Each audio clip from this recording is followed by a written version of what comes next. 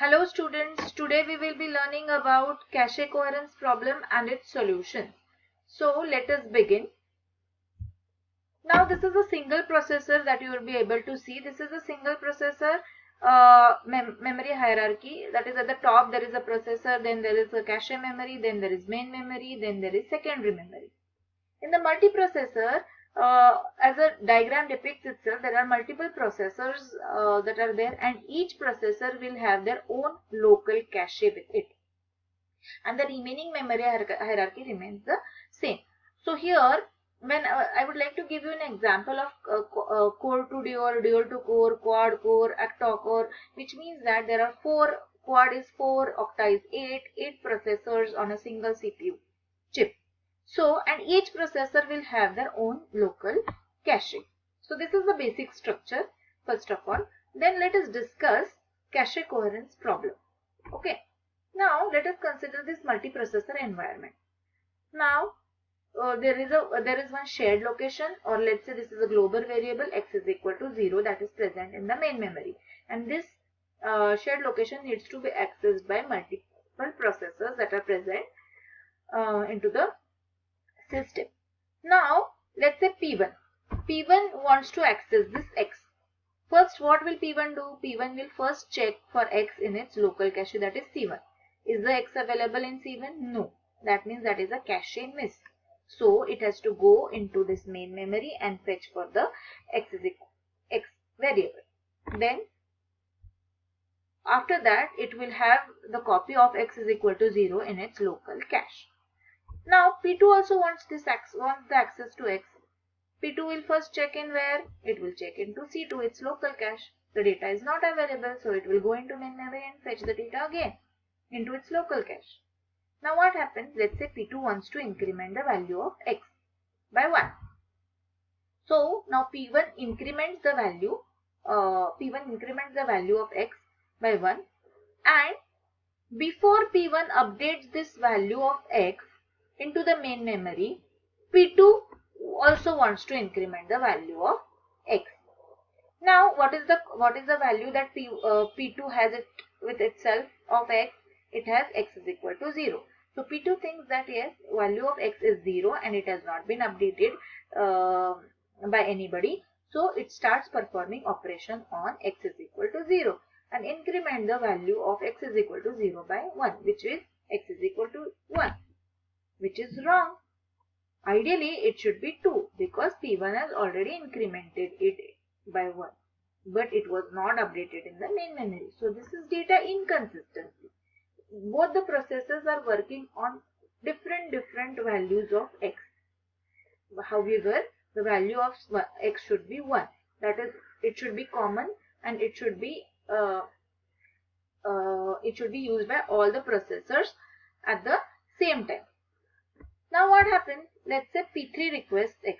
Again P3 will request in its C3, that is local cache. It is not found. Then it will go into main memory. Still the value of x is equal to 0. So P3 gets the value as x is equal to 0. And now P3 also wants to increment the value of x. Now what happens? Still the x is equal to 1 value is not updated in the main memory, or x is equal to 2 is not updated in the main memory. So P3 also thinks that yes, x is equal to 0 and it starts performing incrementing operation on x is equal to 0. P3 also now has x is equal to 1. This is cache coherence problem. The reason being there is a data inconsistency. Why data inconsistency? Simultaneously, when multiple processors are operating on the shared location or shared memory variable, there should be consistency among the data value. It should be common and it should be same to all the processors. So see, the reason is data inconsistency, and this problem is called as a cache coherence problem. So why this problem occurs? So basically this problem occurs due to lack of synchronization between two levels. One is between this cache and the main memory, and the other one is between these caches only. So maintaining synchronization between these two levels and among these caches is very important. So how do we achieve this synchronization? So in order to achieve this synchronization, there are various approaches. So this approach, in order to achieve synchronization in cache memory and main memory, two approaches are there. One is write through, one is write back. What happens in and to achieve the synchronization between all these caches, that is C1, C2, C3, two different approaches, write update and write invalidate. So four approaches, when we are combining it together, we get four different protocols. Okay, now it ensures what? That the global data is same across all the caches. That means whenever this global variable is to be used by multiple processors, the value of x should be common, or it should be global to all the processors. And this should be propagated time to time in the local caches as well as to the main memory as well. Now let us see this write-through approach. Now in this write-through approach, see, whatever changes have been made in the local cache should be immediately updated in the main memory. Then only data consistency will be there. Otherwise, data inconsistency takes place. Now let us see with the diagrammatical representation. Let us say again x is equal to 0 is there in the main memory. P1 first searches in C1, no data, cache miss, so it will fetch it from main memory. Now P1 has x is equal to 0 in its cache memory. Now P1 increments it by 1. At the same time, if P2 comes, P2 will not be allowed to use that cache memory. Why? Because the data x is equal to 1 is not yet updated in the main memory.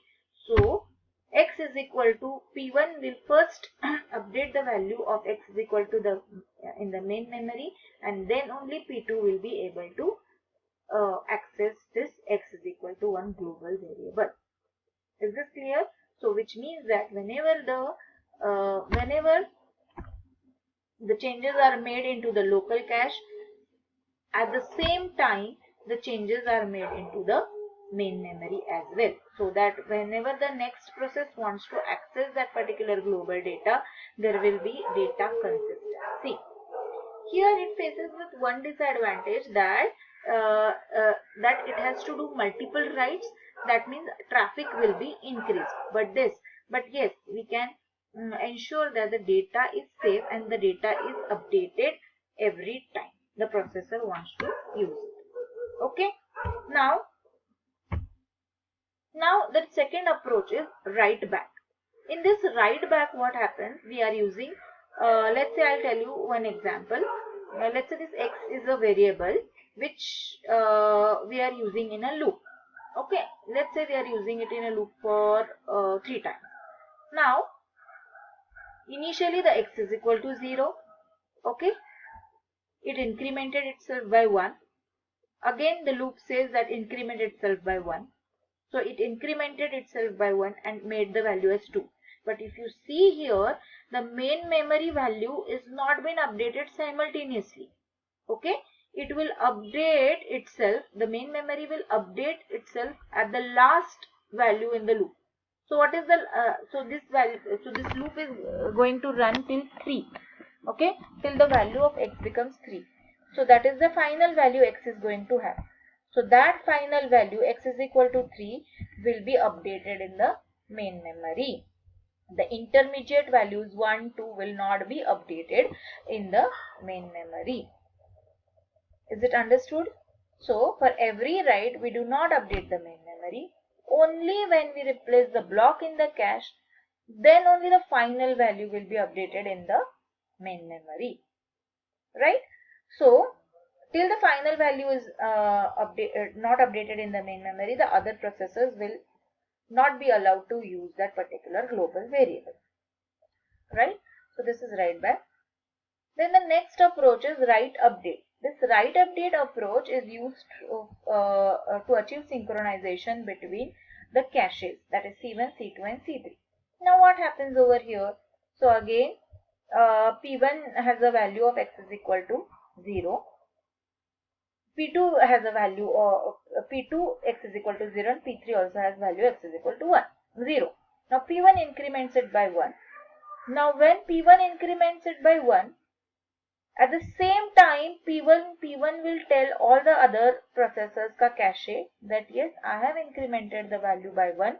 You please update yourself by x is equal to 1 as the new updated value. So this is how the synchronization is achieved between these caches. Okay, this is write update. That means simultaneously, if one cache is making, if one processor is making changes to its own cache, the changes will be propagated to its corresponding caches as well. That is, if C1 is making changes, C2 and C3 will also simultaneously update their values in the local cache. Okay, so this is cache, this is write update. Then the last one is write invalidate. In write invalidate, what happens? Processor who wishes to write to the shared data in its local cache sends an invalidate signal to all other local caches. Which means what? That let's say P1 wants to make changes, that it wants to increment. So P1 has incremented x is equal to 1. Now it sends an invalidate message to C2 and C3 saying that you please do not use this value because I am using it, and this particular value is invalidated for you as of now because this value has been used by me. So this is how the data consistency is achieved in write invalidate. So instead of sending updated value to the to all its caches, it will send that please do not use this value because it is a invalid value. So it will send only invalidate message. Now the next is, as I have told you, there are 4 protocols. So by combining these four approaches, 4 protocols have been formed. So write through, write update. Which write through means what? Whatever updates are made in local caches will be immediately updated in the main memory. And what is write update? So write update is whatever changes have been made in a local cache will be immediately broadcasted into its corresponding caches C1, C2 and C3. So basically these are the combinations. Write through, in write through what happens? Updates made in local cache will be updated in main memory. But in write invalidate, it will send invalidate message to the local cache saying that the value of this particular variable is invalid for you. Write back and write update. In the write back, what we do? Only the final value is updated in the main memory. This final value will be updated at the last. First, it will do the write update. For write update, it will do what? Whatever intermediate values are there, it will be simultaneously updated into C1, C2 and C3. But when time comes to update the main memory, only the final value, that is 3, will be updated in the main memory. The intermediate values will not be updated. Then comes write back and write invalid. In write back again, only write back means what? Only the final value will be updated. But first write invalidate. So for write invalidate, what will we be doing? Initially the local cache makes the changes. It will send messages to the corresponding caches that yes, the message is invalid. Once all the values for that x has been performed, the final value, that is, let's say in our example x is equal to 3, will be updated in the main memory. I think I have made this particular thing clear. If you have any doubts, please come and ask me in the next lecture.